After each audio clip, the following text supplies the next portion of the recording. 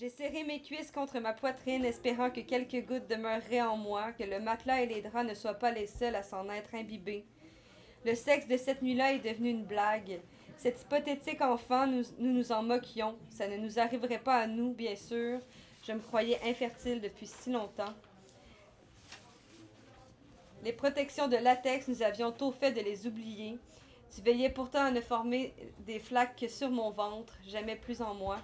Je me croyais condamnée à être cette grotte vide que seuls les échos de ma voix rempliraient. Nos rires me restaient pris à la gorge, un mélange amer de peur, de doute et d'espoir, des épines abrégeant un peu plus mon souffle à chaque fois. Le lendemain, es-tu enceinte? Oui, Je regarde autour de moi et tous mes compagnons de banquet sortent tranquillement. Les cailles baissent leur regard. Les porcs se referment les tripes, n'oubliant rien de leur bien-être. Les jongleurs ramassent leurs balles dans quelques coins de la pièce. La fanfare se tait. On ferme les rideaux. Quelques pillards ramassent les mégots de cigarettes encore brûlantes.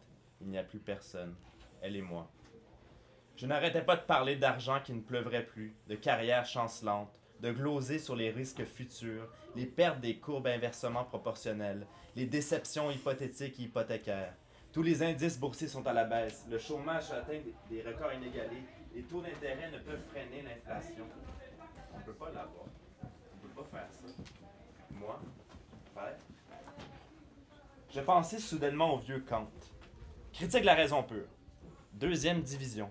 Livre 2, chapitre 2, neuvième section. Solution de l'idée cosmologique qui donne la totalité des phénomènes comme réunis dans un univers. Kant dit « Je n'ai jamais l'univers qu'en concept, mais aucunement dans l'intuition. » Faux. C'est faux. Je le touchais, je le voyais, je le sentais. J'écoutais l'univers infini des possibilités devant moi. L'univers m'apparaissait épais, dense, long et lent. Un gros vieillard qui nous écrase la poitrine. Mon souffle se compresse dans une cage où l'air se fait rare. Je n'étais plus qu'ancien. J'allais être père. Fuck, je ne suis plus qu'ancien.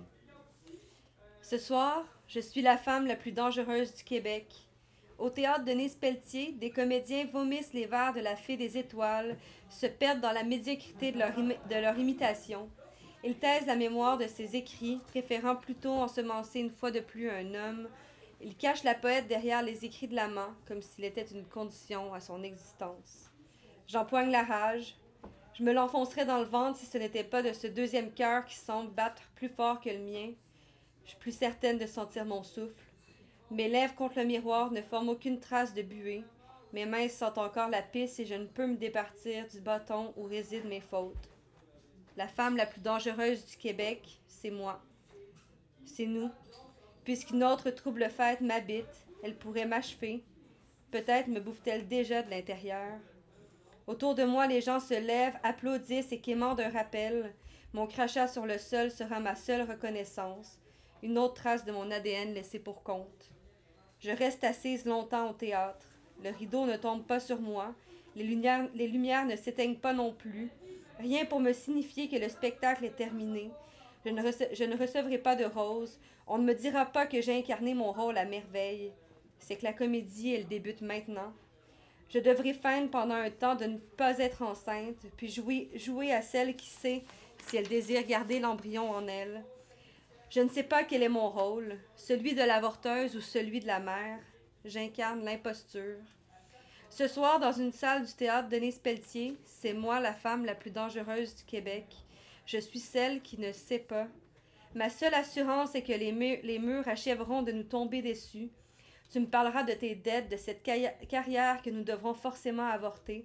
Je n'aurai en tête qu'un lointain portrait de toi, celui de l'homme fuyant, un portrait dont tu t'échappes, jamais tout à fait dans le cadre, tu jures à qui veut bien l'entendre que ta disparition sera prochaine.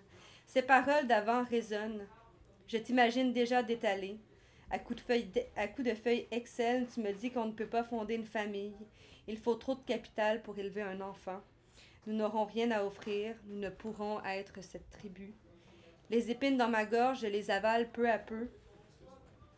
Certaines laisseront des cicatrices, mais elles feront place aux certitudes, comme si j'attendais le feu vert, une approbation quelconque, Un au signe du cégep ciel. qui t'a défini pendant vraiment longtemps sur des photos et que tu regardes plus tard sur les photos en te disant « Hey, j'en reviens pas que j'ai porté ça, cette tristesse-là. C'était assez laid. » Parlant de Vinotique encore, il se joue toutes sortes d'instruments de musique à Verdun. Vous voyez, c'est un territoire assez vaste, il y a toutes sortes d'instruments de musique assez pour faire un orchestre. Par contre, si un jour la fantaisie vous prend d'apprendre la harpe, il faut aller à l'île des Sirènes pour l'accorder. Parce que ça vient pas accorder les harpes. L'île des Sirènes est juste, c'est juste ici, le petit bout là. On n'a pas eu de place pour l'écrire, mais c'est juste là, le bout de l'île des Sirènes. En fait, il faut aller à l'île des Sirènes pour accorder votre harpe parce que ça vient pas accorder dans la boîte au magasin une harpe pour aller la tourner chez les Sirènes.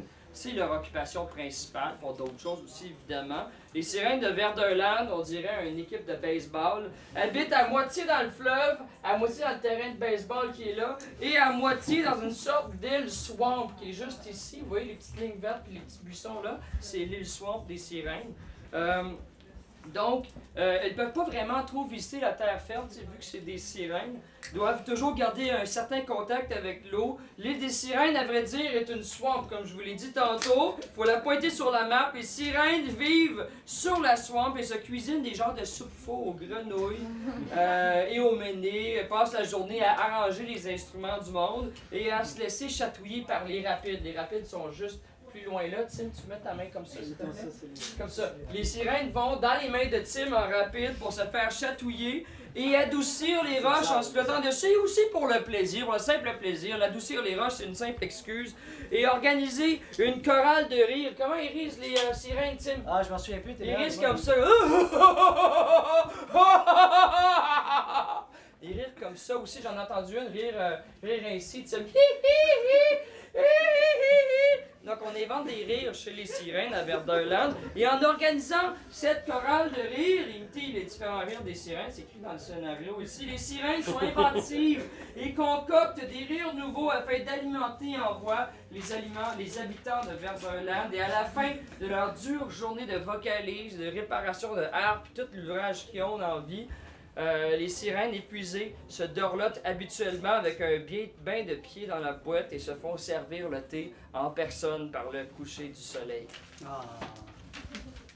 Lorsqu'on se promène à Verdunland, comme maintenant, il est important de se rappeler, pour ne pas être surprise ou surpris, qu'on est aussi dans le safari Gili Gili. Je sais que ça a l'air compliqué dit comme ça, mais l'essentiel c'est de se souvenir qu'on n'entre jamais vraiment et qu'on ne sort jamais vraiment du safari Gili Gili. C'est pourquoi il est fréquent et heureux de croiser un koala avec un chapeau de paille et une pipe de maïs, en train de méditer sous un boulot des histoires de pêche, des vieilles romances ou des traités sur la métempsychose avec un air douillet d'Australie et de Beauce, ses terres d'origine. Il n'est pas rare non plus de se voir au coin de la... Il n'est pas rare non plus de voir au coin de la rue un jazz band de hyènes, une famille de morses en Bermuda ou d'apercevoir clignoter ici et là, dans un parc, des papillons gros comme des poils à frire. Il n'y a pas de frontière ni de porte d'entrée au safari Gili Gili. Tout le monde fait partie du zoo.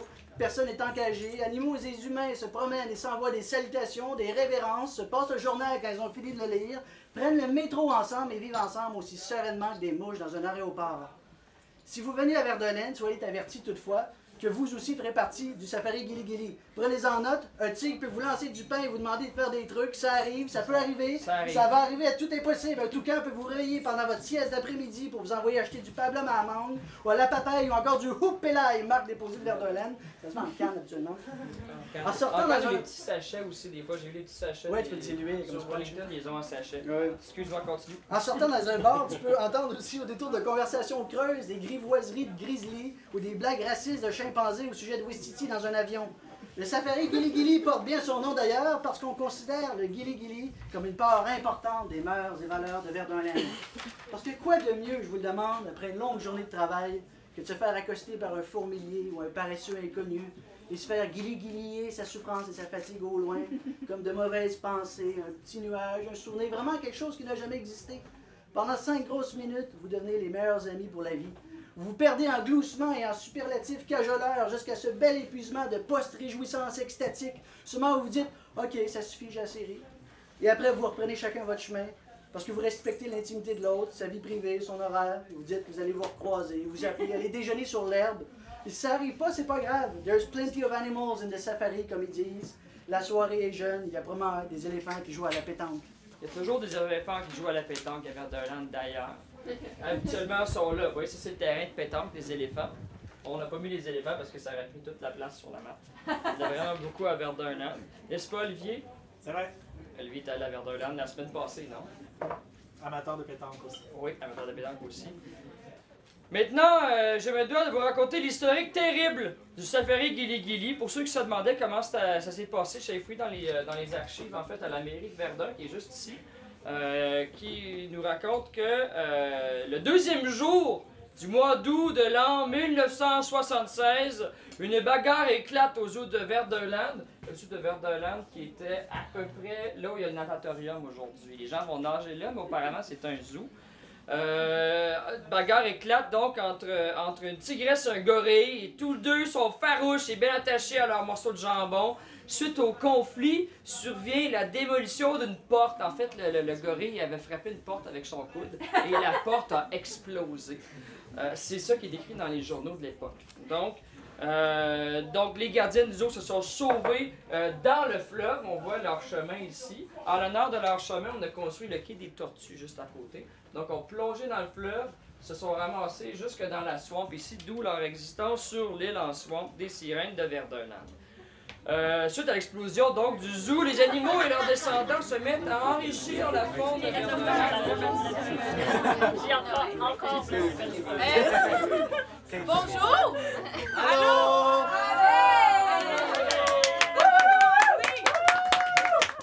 Merci. Bon. Merci beaucoup pour votre accueil chaleureux pour le moment. En tout cas, on se sent vraiment aimé. On va se dégrailler tantôt. Vraiment chaleureux. On a bien hâte de vous présenter ça. On est un nouveau petit projet. Puis c'est ça. Je pense que vous nous connaissez déjà pour la majorité. Pour ceux qui ne nous connaissent pas, on s'appelle Germaine. Pas les Germaines, parce qu'on représente une seule et même Germaine. Ouais. Chacune a un aspect différent de sa personnalité. Puis on a hâte de vous la présenter. Exactement. Victor, Bravo!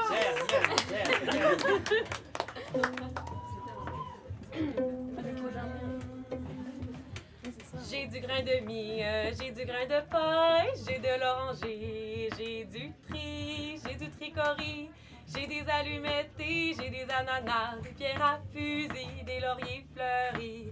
J'ai du zi, j'ai du zenzi, j'ai des zenzen et j'ai des enzos, j'ai de beaux oiseaux. Par derrière chez mon père, il y a un pommier doux. Il y a un pommier doux. Les trois filles d'un prince sont endormies dessous. Oh, J'ai du grain de mie, j'ai du grain de paille, j'ai de l'oranger, j'ai du tricorie, j'ai des allumettes et j'ai des ananas, des pierres à fusil, des lauriers fleuris. J'ai du zi, j'ai du zenzi, j'ai des zenzen et j'ai des enzos, j'ai de beaux oiseaux. les trois filles d'un prince sont endormies dessous. Sont endormis dessous. La plus jeune se réveille, dit ma sœur, il est jour. Oh, J'ai du grain de mie, j'ai du grain de paille, j'ai de l'oranger, j'ai du tricorie, j'ai des allumettes, j'ai des ananas, des pierres à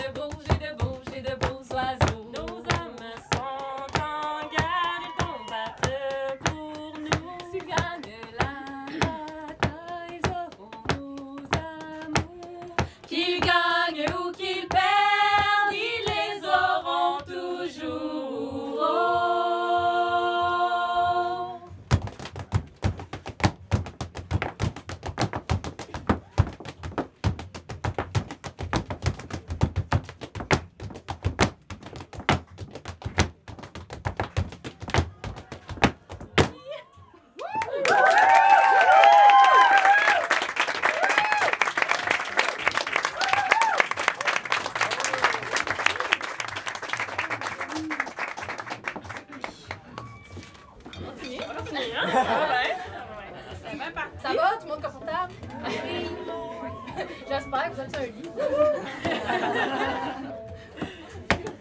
Moi, je suis comme Ah, j'ai un long voyage à faire et je ne sais qui le fera. Ah, j'ai un long voyage à faire et je ne sais qui le Ce fera. sera le rossignolet qui pour moi fera cela. La violette, l'enlire, le violon s'en vont. La violette, l'enlire s'en vont. Le violon délire au fond. Le rossignol prit sa volée et au palais d'amour s'envole. Le rossignol prit sa volée et au palais d'amour s'en Il trouva va. la porte fermée, par la fenêtre il y entra. La violette, l'enlire, le violon s'en vont. La violette, l'enlire s'en vont. Le violon délire au fond. Il trouva la porte fermée, par la fenêtre il y entra. Il trouva la porte fermée, par la fenêtre il y entra. Ces trois messieurs à table et ces trois dames entre leurs bras. La violette, l'enlire, le violon s'en vont. La violette, l'enlire s'en vont. Le violon délire au fond. Il vit ces trois messieurs à table et ces trois dames entre leurs bras. Il vit ces trois messieurs à table et ces trois dames entre leurs bras. Belle révérence et devant eux il s'avança. La violette, l'enlire, le violon s'en vont. La violette, l'enlire s'en vont. Le violon délire au fond.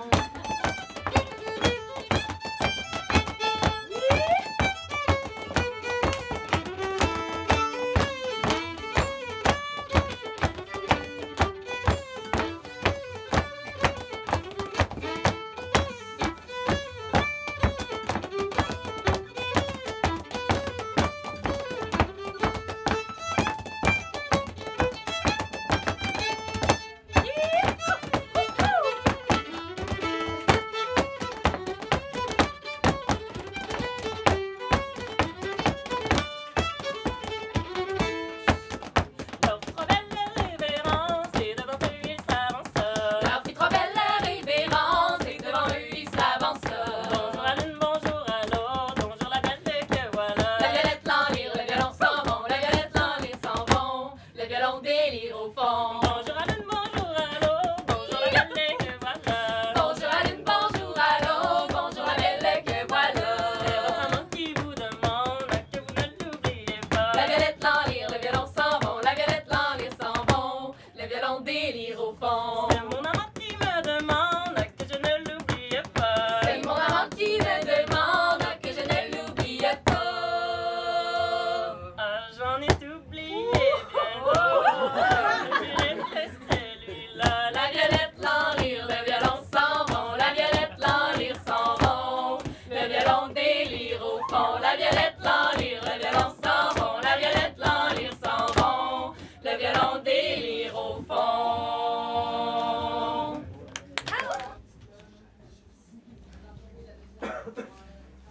On a détruit le paradis. On ne l'a jamais quitté, on n'a jamais été viré de l'Éden. On l'a juste rendu informe. Dieu veut qu'on adule la création. Il n'y aurait pas de sens à ce qu'il nous ait reproché la pomme, non.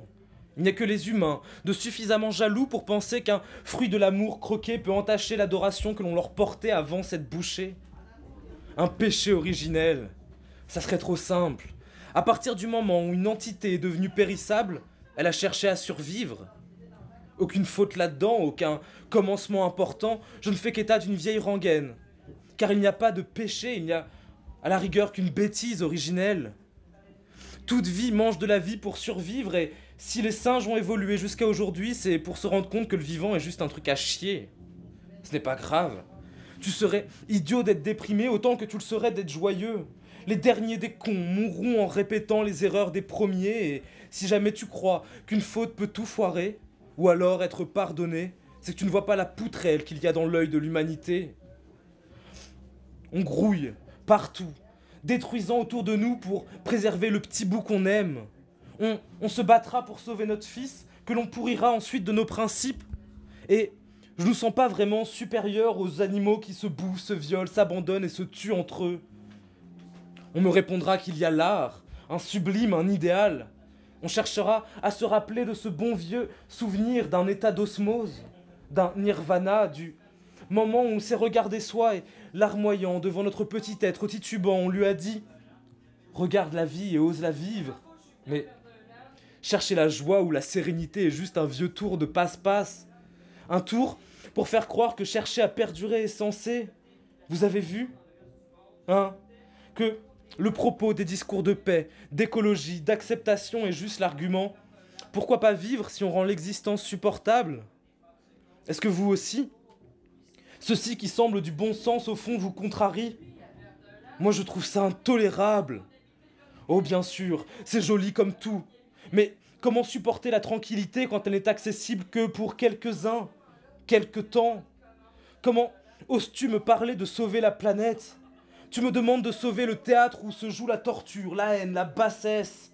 Tu me demandes de sauver le théâtre où les metteurs en scène et scénaristes sont des boules d'égo, cherchant soit à plier le public à leur adoration, soit à prendre leur argent. Tu me demandes d'être le con qui se contient pour la promesse d'une impossible constance. Arrêter la guerre est pédant. À la rigueur, aider un migrant à se loger est parfait. La salvation est puérile. Seule une légère entraide presque inconséquente est palpable. Car on s'est aimé. Tellement souvent. Je m'en souviens. Comment ont-ils pu se haïr encore plus? Je le sais que chaque réminiscence est attrapable à mesure que l'on cherche à ne pas la tenir, mais l'on se battra. Pas pour sauver quoi que ce soit. Vous nous avez convaincus, vous, les banquiers, les managers, comme les lions, les dauphins et les morses. Vous nous avez convaincus de vous laisser crever, de nous laisser crever. Non. On se battra. Parce qu'il n'y a que ça comme réponse appropriée. Parce que on a la rage et que l'on sait contre qui on ne veut pas la retourner. On se battra sans chercher à gagner quoi que ce soit. Parce qu'on ne veut rien parier. Parce que ce qu'on a à perdre ne vaut pas ce que vous pouvez nous donner. On est bourré d'espoir intangible et vous cherchez à nous vendre des promesses. Je me battrai pour mon crew, pour aucun macho ni aucune fémène, non. Je me battrai pour la beauté d'un bras levé. Je me battrai pour celle, assurément connasse avec certains, qui m'a dit un jour « je t'aime ». Pour que mon enfant envoie chier les profs, pour aider ce clochard à se relever et envoyer décuver celui qui taxe mes potes. Pour claquer le mec en costard et le connard suffisant en claquette. Pour me vomir dessus après être sorti bien habillé, pour te dire qu'il n'y a pas besoin d'espoir pour avancer. Pour te crier que toi et la vie me font chier et qu'il faudra me tuer pour me faire taire, pour m'enlever la rage de perdre, pour m'apaiser, pour que j'arrête un jour de vous hurler le plus profond des je t'emmerde.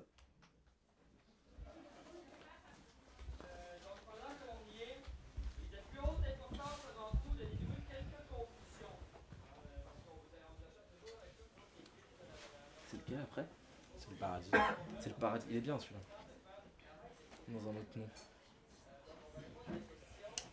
Est-ce que vous voulez goûter la bière fancy? C'est ma surprise. La surprise de Marc. C'est pas sa faute. C'est pas ma faute.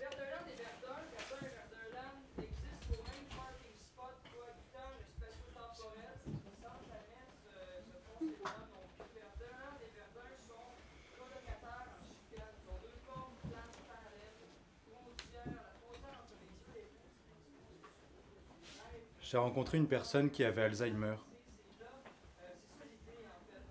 On a discuté longtemps. Quelques instants. Enfin, jamais pour elle maintenant. On parlait de sa maladie.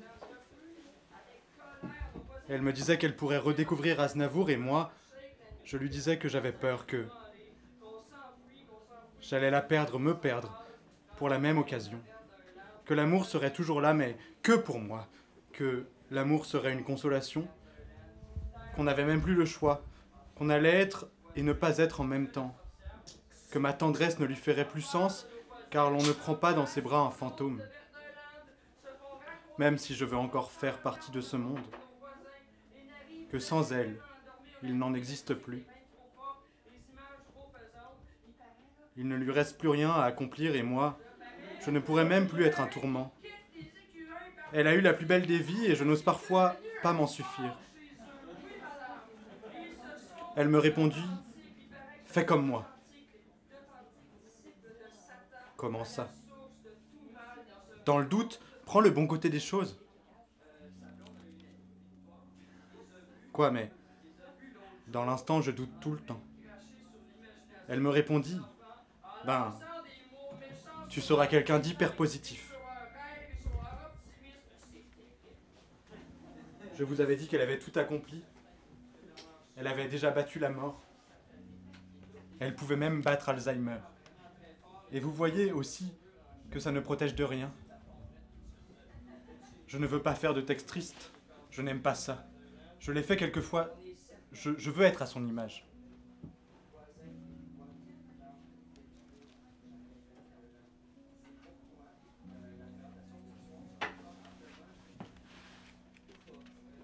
J'aurais tellement préféré qu'elle ait de l'arthrite. C'est marrant ce réflexe. Là, chez moi, devant ma feuille, quand j'écris cette phrase, je me craque les doigts. Comme quand on fume une clope à la sortie de l'hôpital. Comme quand battu, on prend le moindre mal. J'essaie alors de les claquer le plus fort possible. J'essaie de vexer la mort, la vie, d'annexer la Sibérie. De faire genre, on peut douiller l'amour. De faire en sorte que moi, j'aurai de l'arthrite. Que quelque part existent des montées sans descente. Je veux croire l'amour douillet. Je veux tourner infiniment dans des cercles vertueux bien clos. Je veux que nous, on ait accès au dernier mot. Mais c'est parce que, comme à chaque fois, quand je suis démuni, je mendie du sens. Je tourne en rond et me réveille abruti, sans me souvenir comment j'ai dépensé le peu que j'ai acquis. Alors, valeureux charclot que je suis, je recommence. Je me rends compte maintenant que, ardemment, j'ai choisi la raison du cœur, le bonheur des autres. De me vautrer dans ce qui me semble bien. Que rien ne me convainc plus que les larmes de n'importe qui. Que pour tenter de vaincre, il faut tenter de prendre soin. Que si cela est sage parole pour quelques-uns, il y a aussi les autres. Et je me rends compte que, quand ces autres l'étaient, je détestais les individualistes. Les pires des pires. Les heureux de s'enrichir alors qu'ils étaient seuls. Les veules qui, quand ils voient un butin, le veulent. Il y en a plein. Moi, je ne croyais pas à leur victoire. Moi, je serais riche d'amour, je serais entouré. Moi, je ne serais jamais abandonné. Aucune fille ne me quittera. Aucun ami ne me trahira. Et moi, je serai moi.